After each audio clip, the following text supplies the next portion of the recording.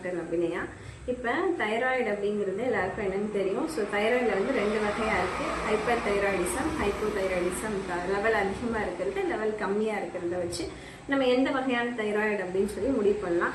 இது போக எல்லாருக்கும் என்ன வருது அப்படின்னு பார்த்தோம்னா தைராய்டு நொடியூல் அப்படின்னு சொல்லுவோம், தைராய்டு கட்டி அப்படின்னு சொல்லுவாங்க. ஸோ மேக்ஸிமம் இந்த மாதிரி கட்டி வந்து என்னவா இருக்கும்னா பினைன் டியூமர், அதாவது கேன்சர் கட்டி இல்லாமல் சாதாரண கட்டியாக தான் வந்து இருக்கும்.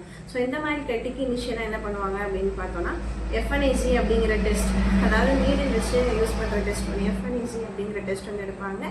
தைராய்டு ஃபங்க்ஷன் டெஸ்ட், அதாவது இந்த ஹார்மோனல் டெஸ்ட்னு சொல்லுவோம். தைராய்டு எந்த லெவலில் இருக்குது அப்படிங்கிற ஹார்மோனல் டெஸ்ட் வந்து எடுப்பாங்க. இது போக வந்து தைராய்டில் அல்ட்ராசோனோகிராம், அல்ட்ராசவுண்ட் வந்து எடுப்பாங்க, ஸ்கேன் வந்து எடுப்பாங்க. இந்த 3 வந்து இந்த தைராய்டு கட்டிக்கு என்ன வகையான கட்டி அப்படிங்கிறத கண்டுபிடிக்கிறதுக்காக எடுக்கக்கூடிய டெஸ்ட்.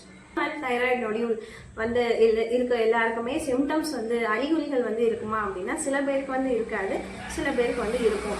இல்லாதவங்களுக்கு என்ன தெரியும் அப்படின்னா ஒரு சின்ன ஏதோ ஒரு லம்ப், ஒரு கட்டி இருக்காம ஃபீல் ஆகும். சில பேருக்கு வந்து அந்த கட்டி வந்து என்ன ஆகும் அப்படின்னா தொண்டையில் எச்சில் விழுங்க முடியாது, த்ரோட் பெயின் இருக்கும், வாய்ஸ் வந்து சேஞ்சஸ் ஆகும். சில பேர் வெயிட் கெயின் ஆகும், ஹார்மோனல் இம்பேலன்ஸோட வெயிட் கெயின் ஆகும்.